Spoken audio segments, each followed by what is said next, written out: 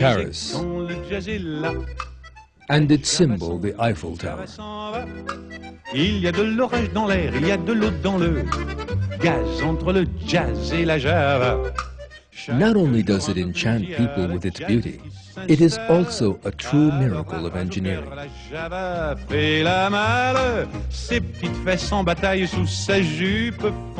The same applies to its solidity.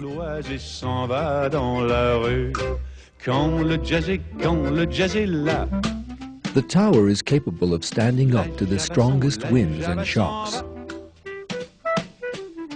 Il y a de l'orage dans l'air, il y a de l'eau dans le gaz entre le jazz et la java.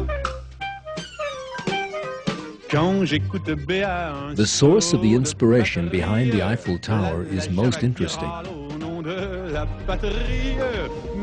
The tower was inspired by the design of a bone in the human body. This is the powerful thigh bone, which bears a major part of the body's weight.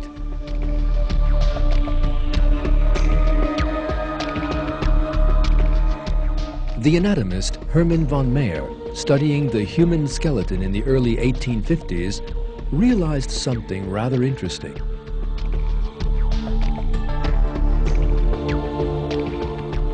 In an upright position, the thigh bone was capable of bearing a 1-ton weight. And the bone was made up of tiny interconnected struts, like a cage.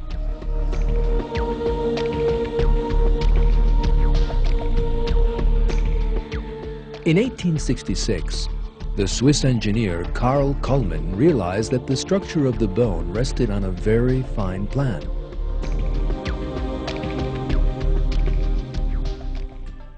These struts in the form of a cage reduce the effect of any weight or pressure placed on the bone.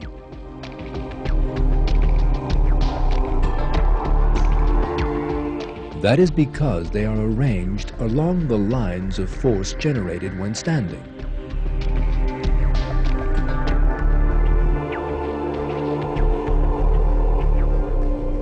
Kuhlmann thought that this miracle of creation might also be used in modern architecture. And the Eiffel Tower was constructed with cage-like struts, just as in the thigh bone. A miracle of God in the human body had formed the source of inspiration for technology.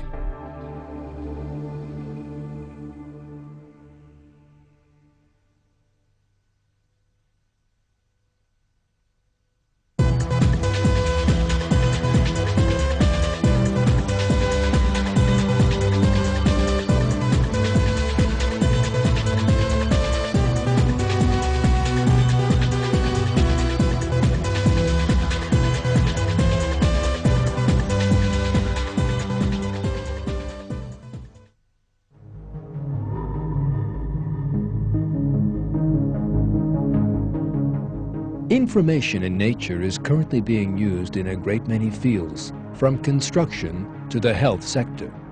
And this information has resulted in the emergence of a new branch of science, biomimetics. The science of biomimetics studies the designs in nature and creates solutions based on these designs.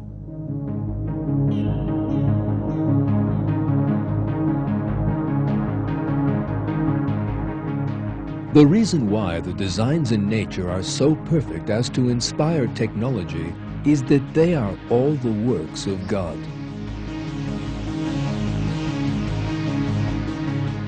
The Almighty God reveals examples of His infinite wisdom in the creatures He has created. In this film, we shall be seeing examples of the science of biomimetics and examining what a huge proof of creation nature actually is.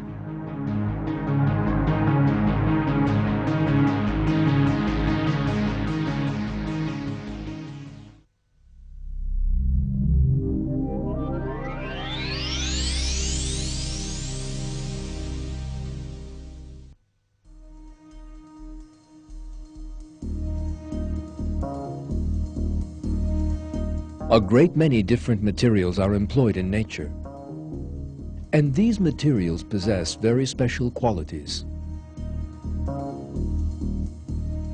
They work in silence. They have attractive appearances and strong structures. And they can also be restored to their original state. Each of these materials has properties which can be used in technological studies.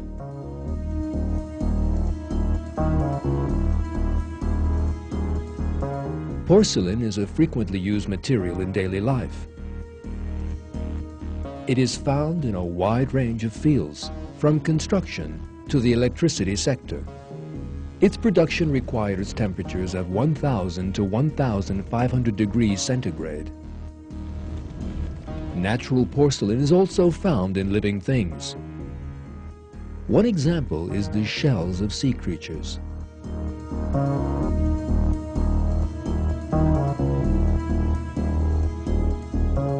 Furthermore, the formation of these shells requires a temperature of only 4 degrees centigrade. This amazing design attracted the attention of the Turkish scientist İlhan Aksay. During his research into sea creature shells, Aksay became aware of the extraordinary structure of the abalone. This creature has a very resistant shell. So strong, in fact, that it is twice as tough as the ceramics produced by advanced technology. Billy Goodman, an American science writer, made the following comments on this material. Magnified 300,000 times with an electron microscope, the shell looks like a brick wall, with calcium carbonate bricks alternating with a protein mortar. Despite the essentially brittle nature of the calcium carbonate, the shell is extremely strong and less brittle than man-made ceramics due to its laminated structure.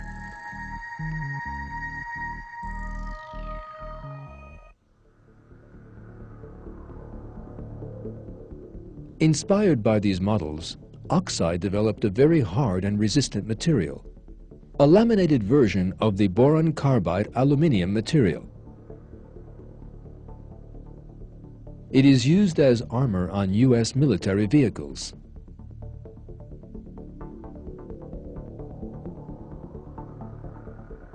Man-made materials eventually crack and break. It is impossible to restore a broken material to its original state. It can only be partially repaired. Whereas materials in nature possess an extraordinary mechanism whereby they can renew themselves.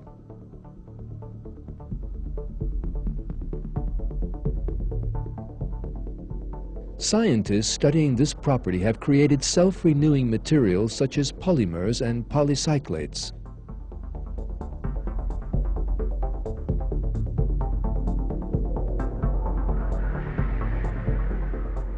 Most of the materials in nature are made up of distinct components. These are known as composites.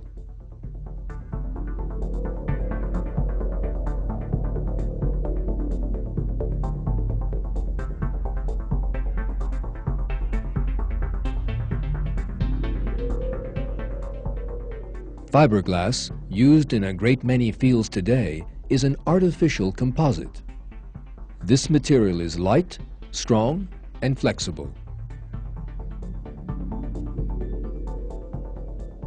Fiberglass is used in the production of sporting goods, Formula One race cars, yachts, and even aircraft and spacecraft parts.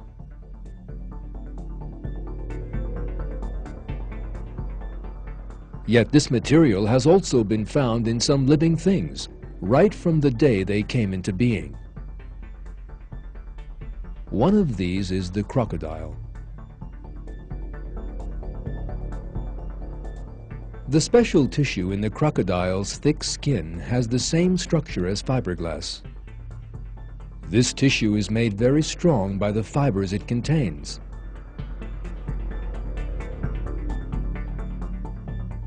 Added to the tissues, these fibers make the tissue exceedingly tough. Artificial composites are much weaker and more primitive than these.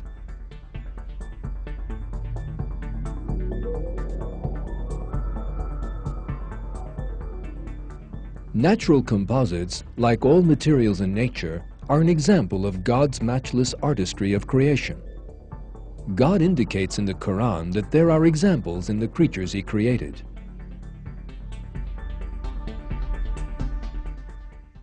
And in your creation and all the creatures He has spread about, there are signs for people with certainty.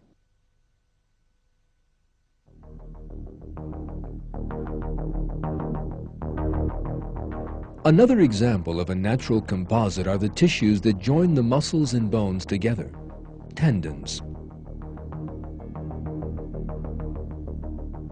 Thanks to the fibers that constitute them, tendons are exceedingly strong and resistant.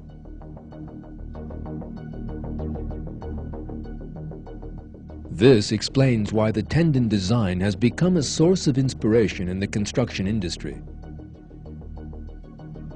The steel girder technology used in suspension bridges was developed with the same structure as tendons.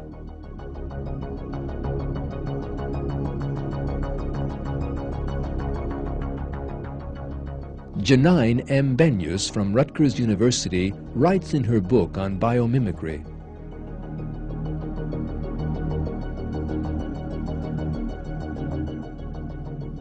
"The tendon in your forearm is a twisted bundle of cables, like the cables used in a suspension bridge. Each individual cable is itself a twisted bundle of thinner cables. Each of these thinner cables is itself a twisted bundle of molecules, which are, of course, twisted helical bundles of atoms."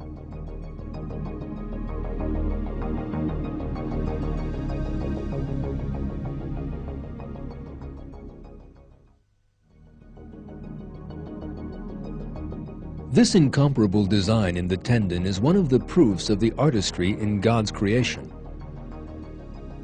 In one verse of the Quran, God reveals, "We created them and made their joints strong, and if we wish, we can replace them with others like them."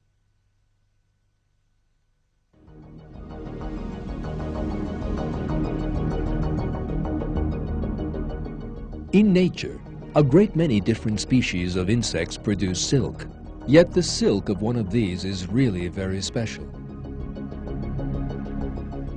The spiders. The spider's web is one of the strongest materials in the world. The silky spider thread, less than 1 millimeter across, is 5 times stronger than steel of the same dimensions. This thread can stretch up to 4 times its own length.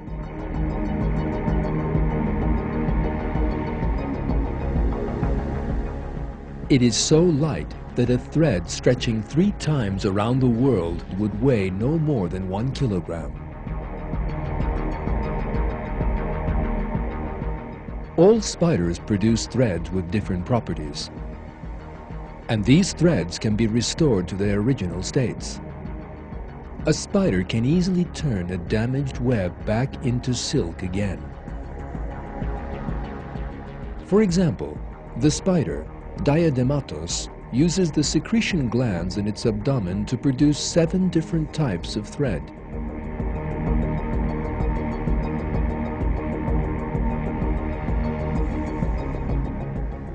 The DuPont Company, the world's largest manufacturer of chemical substances, initiated a major research study to examine spider thread.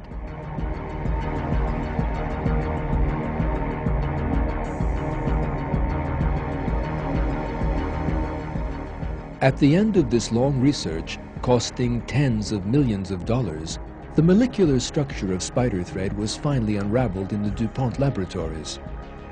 Following that, this molecular structure was imitated to produce the strongest known material in the world, Kevlar. Although nowhere nearly as strong and resistant as spider thread, Kevlar is still the strongest material capable of being produced by man.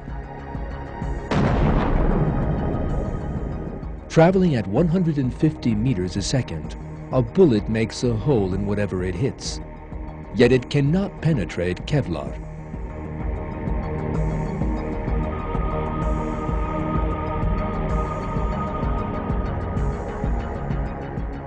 Kevlar is used in the production of bulletproof vests, in aircraft carrier hawsers to bring planes to a halt, in mine shoes, in the space industry, and everywhere where strength is essential.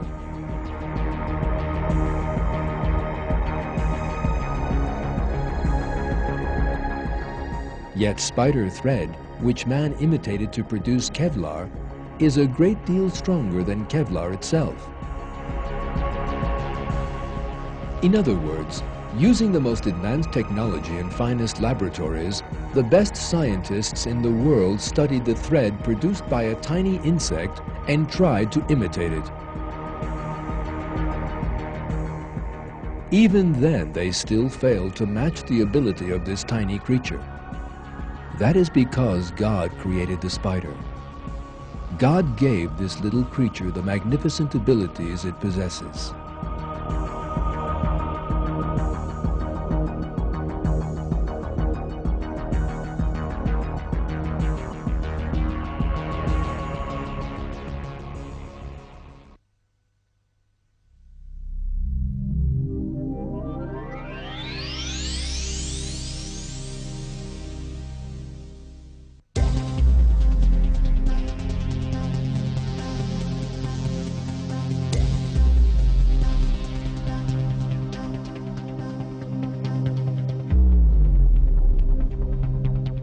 Skyscrapers,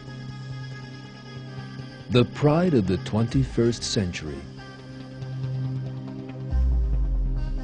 Yet these imposing structures gave rise to a new problem that would stretch the minds of architects and engineers. Keeping the outsides of tall buildings clean. Many companies all over the world conducted research and tried to find a solution to this problem. Yet the answer finally came not from laboratories and technology, but from somewhere very familiar, from nature. This is a lotus flower, known as the white lily. It grows in muddy and dirty environments. Yet its leaves are always clean. There are specks of dust on the surface of the lotus. Yet the flower gets rid of them in a most interesting manner. The lotus directs the drops of rain on its leaves towards the dust particles. The raindrops gather up all the dust, and the leaves are again spotless. The lotus thus always remains clean.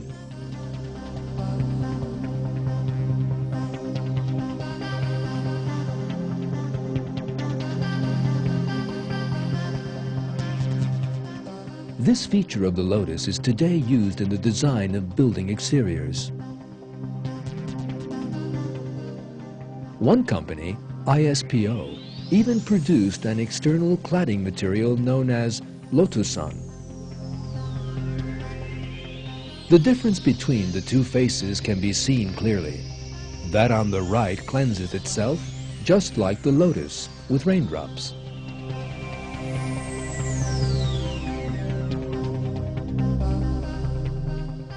A plant offers a solution to a problem which the finest architects, engineers, and material-producing companies were unable to solve.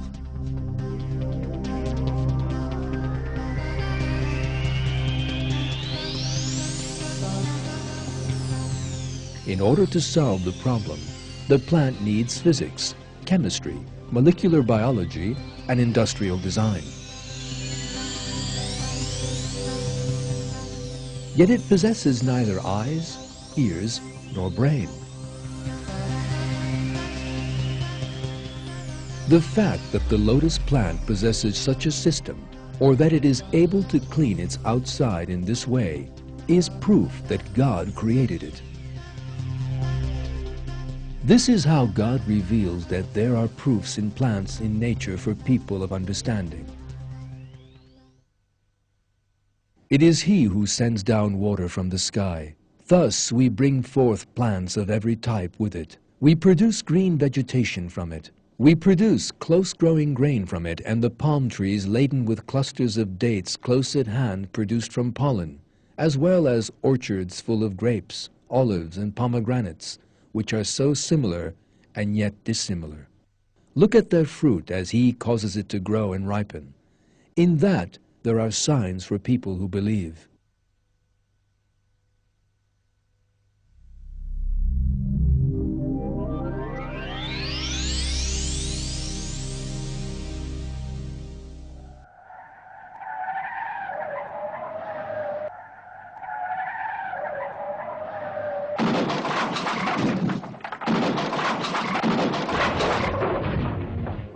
The accidents taking place in these driving tests happen hundreds of times every day, all over the world.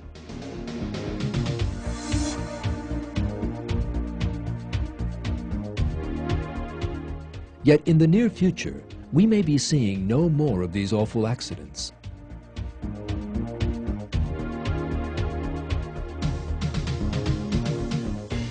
Scientists are studying how to do away with this problem forever. And they are inspired by a living thing in nature. Locusts. Locusts have solved their own traffic problem, which is even worse than that facing man. These flying insects travel in swarms of many millions. Yet they never hit one another.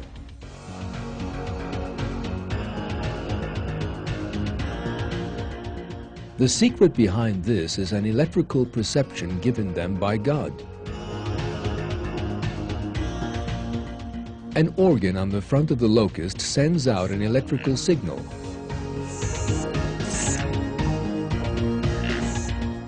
Allowing it to identify the location of other locusts and immediately change direction.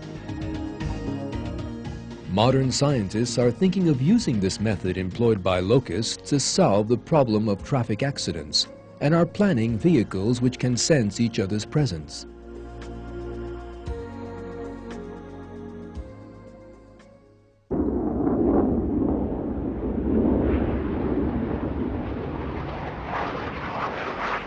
Aeroplanes, one of the benefits of developing transport technology. It is now easy to travel at high speeds with modern technology. The difficult thing is to be fast, but also quiet.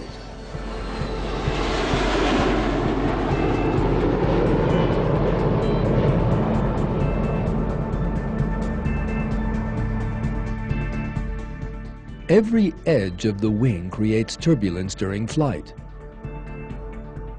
Miniature whirlwinds behind the wing caused by the turbulence produce noise. That noise increases as these whirlwinds come together.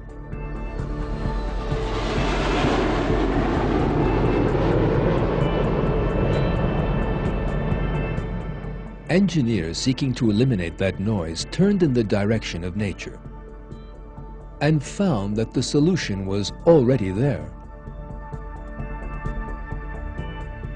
The animal that has succeeded in doing this is the owl, the most silent flyer in nature. One of the reasons why owls fly so quietly is the undulations in their wings. Owl wings possess rough feathers absent in other birds. These can be seen with the naked eye. These muffle the noise caused by turbulence. Owls also have fine feathers, which make their wings soft. During flight, these eliminate the noise made by feathers rubbing together.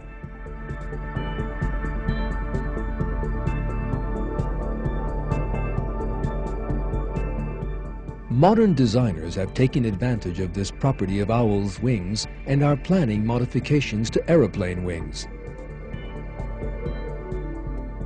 They believe this will reduce aeroplane noise.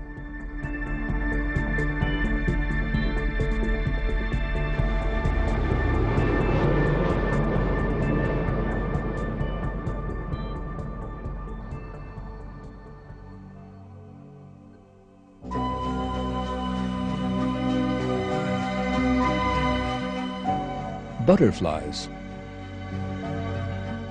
Each one is a work of art with their brightly colored wings.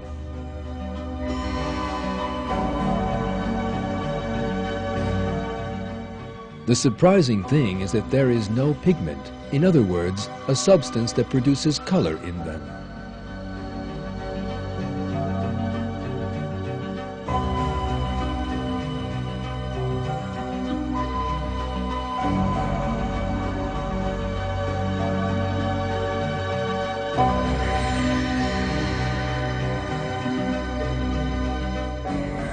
This vivid blue, for example, is one of the most striking colors in the animal kingdom. Yet, there is no blue pigment in the butterfly's wing. The secret lies in the reflection of light. Butterfly wings are covered with transparent scales which deceive the eye.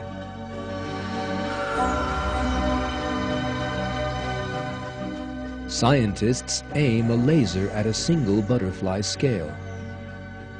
And watch what happens. The result is surprising. The blue color comes about with the reflection of the light from these transparent scales.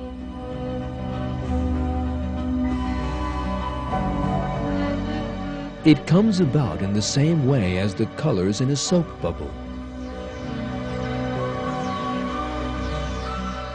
There is no pigment in the bubble. Yet wonderful colors emerge when light strikes it. The reason for this is the way the sunlight is reflected from the thin skin of the bubble. Light rays of different wavelengths become mixed up together. Some grow stronger and others disappear. And this wonderful image is the result.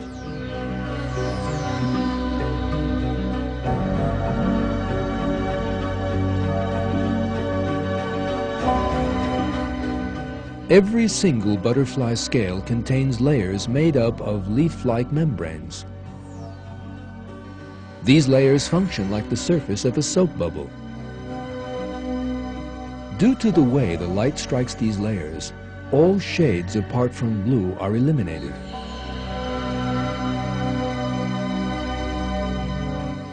Modern-day designers are making use of this surprising feature of the butterfly. This car, for instance, has been coated with a material which controls the reflection of light. This means that the pigments in it will not fade with time. These light variations in the butterfly attracted the attention of the British Defence Evaluation and Research Agency, which thinks that this butterfly structure might open a new age in military vehicle camouflage.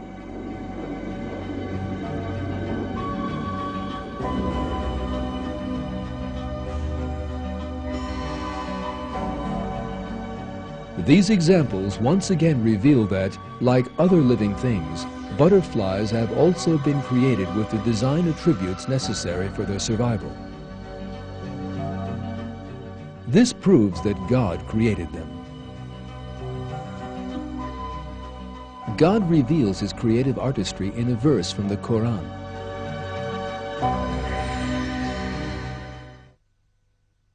He is God, the Creator, the Maker, the giver of form. To Him belong the most beautiful names. Everything in the heavens and earth glorifies Him. He is the Almighty, the All-Wise.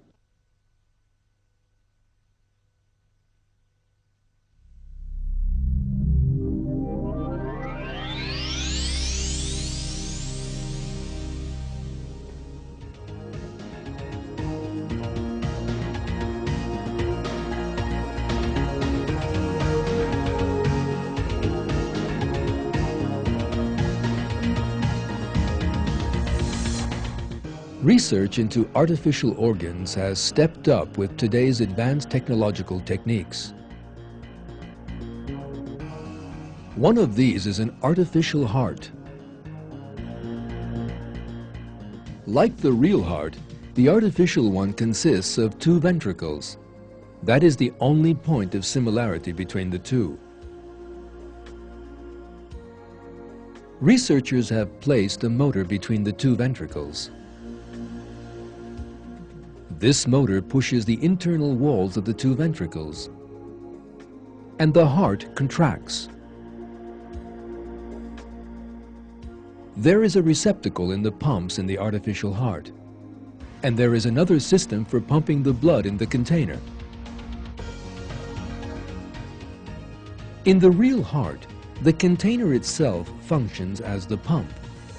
This is much more effective. The artificial heart works with a battery placed into the stomach. This battery needs to be constantly recharged with radio waves from a much larger battery package. The real heart is nourished and strengthened by the blood it pumps. This allows it to work for 50 to 60 years without needing any repairs. The real heart is able to renew itself. That is why it never loses the ability to keep working. All these features make it totally unique.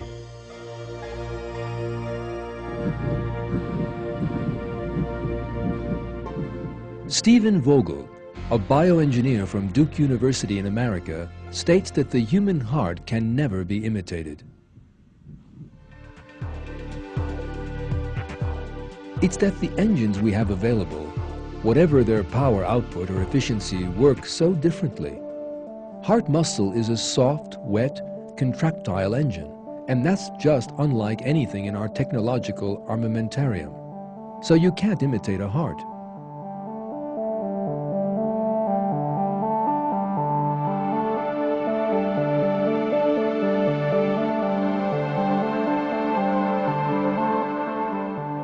In short, despite all the technology he possesses, man will never manage to replicate the heart.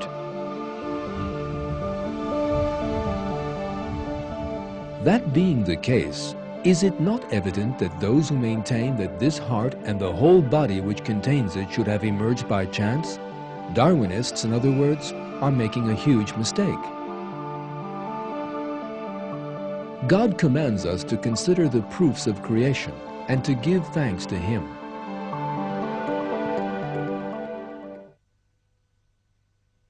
O man, what has deluded you in respect of your noble Lord? He who created you informed you and proportioned you and assembled you in whatever way He willed.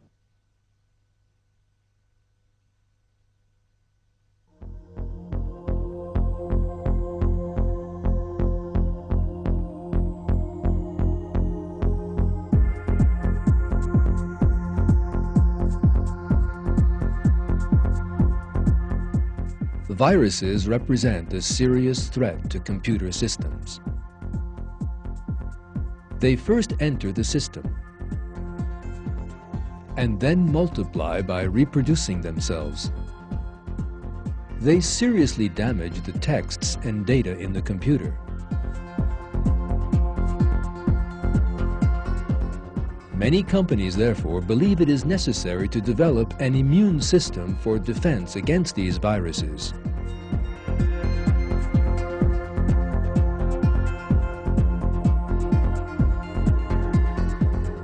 One of the studies in this field is continuing in the virus insulation laboratories of IBM's Watson Research Center.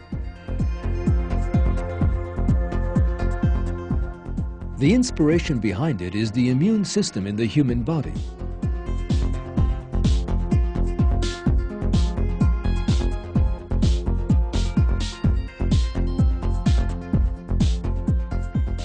Steve White, one of the company's executives, states,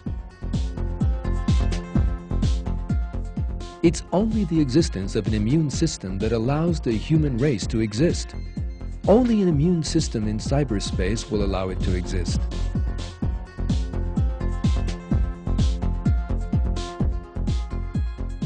Computer viruses have an artificial life.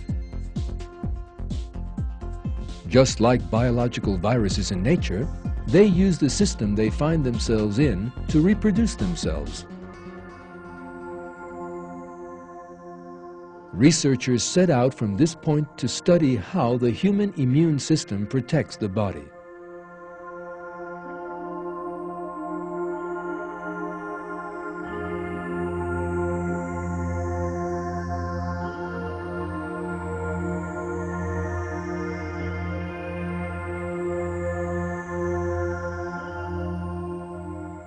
When the body encounters a foreign organism, it immediately begins to create an antibody to recognize and neutralize the invader. In this way, the body suppresses the first infection. In order to be able to respond to similar occurrences more quickly in the future, it keeps some of these antibodies waiting on standby. Computer viruses also bear signs allowing their programmer to be recognized.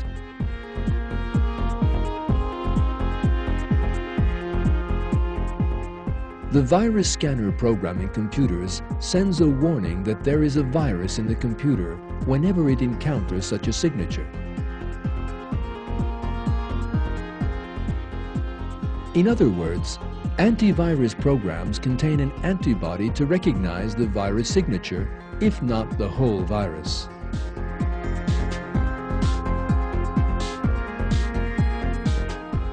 Yet again, this example shows that the solution to problems which people are unable to find a solution to in the technological arena are actually to be found in nature, or even our own bodies. This is because God, who created man and all of nature, possesses infinite knowledge and reason.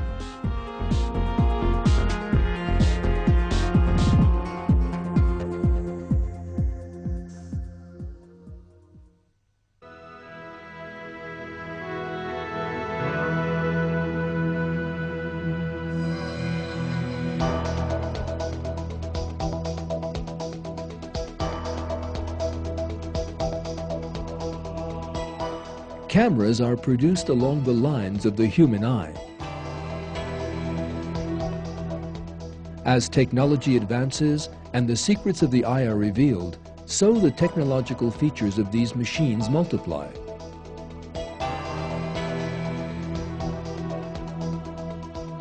Despite this, however, the level of camera technology cannot be compared to the perfect features of the eye.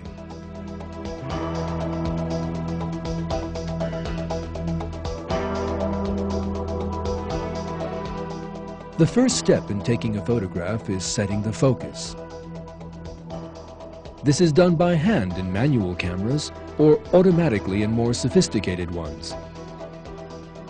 Yet this automatic system is quite slow and never produces a perfect focus.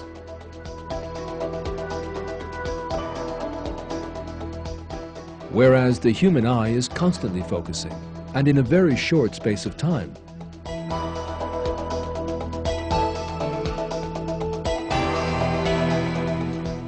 It is sufficient to look at an object to see it clearly. Everything else is automatically carried out by the eye and the brain in the space of less than 1/10 of a second.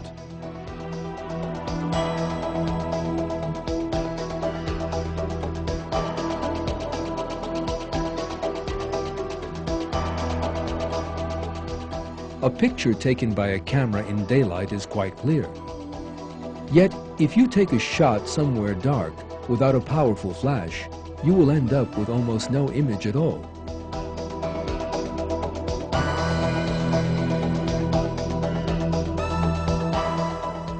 Yet you can still see around you perfectly, quite clearly in darkish conditions. Our eyes set themselves according to differing light conditions and intensities.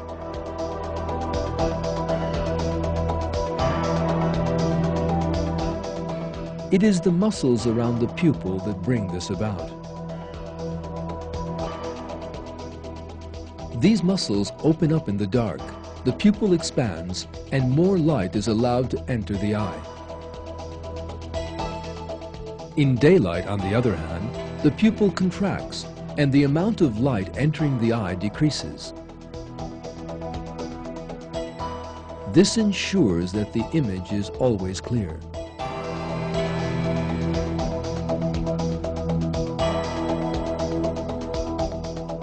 There is no doubt that the eye, with such a sensitive and flawless system, is a great blessing to us from God, our Creator.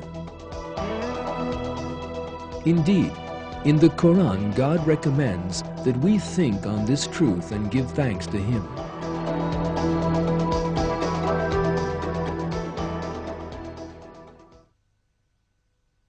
Say, it is He who brought you into being and gave you hearing, sight, and hearts. What little thanks you show!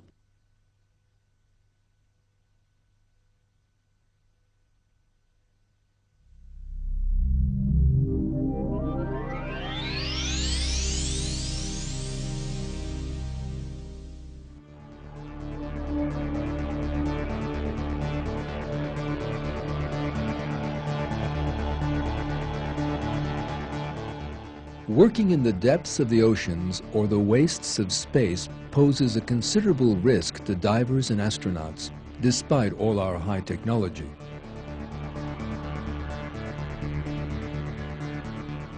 Scientists have therefore started to produce robots to work in these difficult conditions.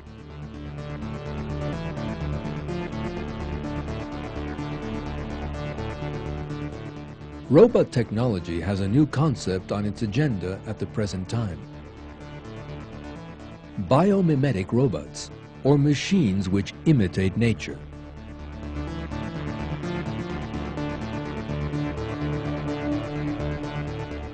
Scientists think it much better to make robots which imitate living things.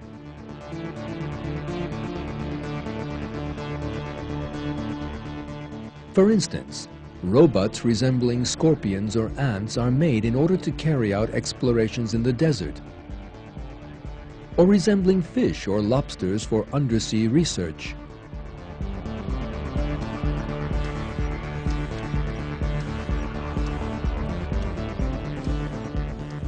And these are much more successful than other types of robot.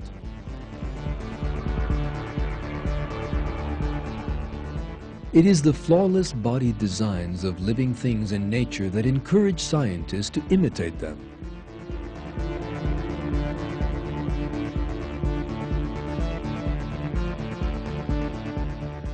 Arthropods are the best moving animals in the world. They are quick. Their structure has therefore attracted the attention of scientists, and robot research is taking these creatures as a model.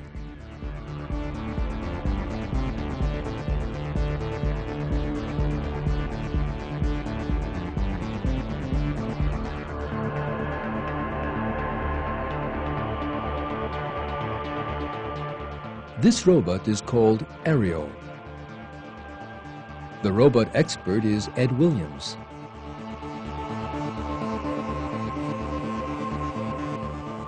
Ariel represents the first arthropod, or jointed-legged robots.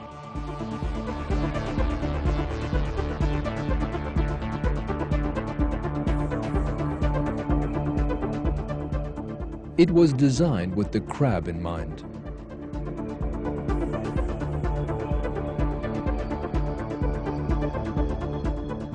It is hoped that Ariel will help scientists in the exploration of unknown regions.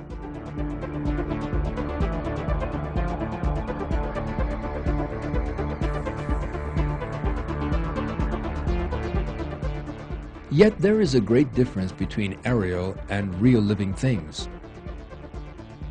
No matter how much Ariel resembles a crab, it even draws the power it needs to move its legs from a previously programmed computer. Its movements are much clumsier than those of a crab.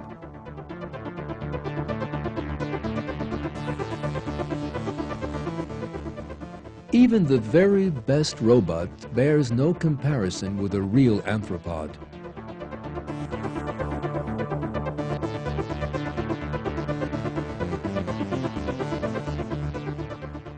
These examples show that enormous efforts need to be put in to imitate just one feature of a living thing.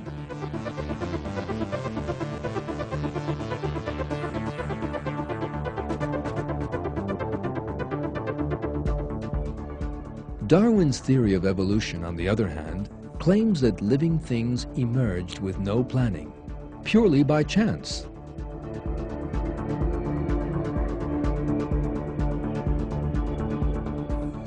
Yet the more people study the details of nature, the more new proofs of the existence of God are found.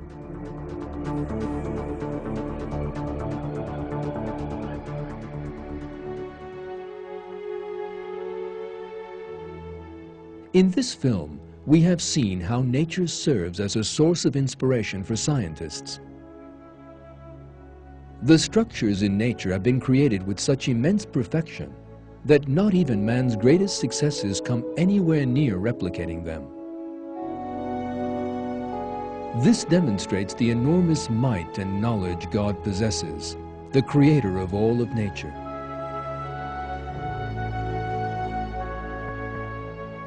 Another truth which needs to be understood is that God created everything without any model. This is one of the names of God. The title, El-Badi, in the Quran means, He who creates with no model. In the Quran, our Lord says,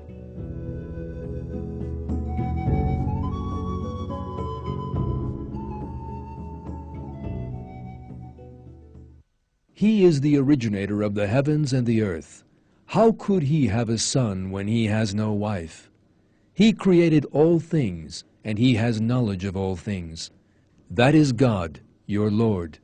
There is no God but Him, the creator of everything. So worship Him. He is responsible for everything.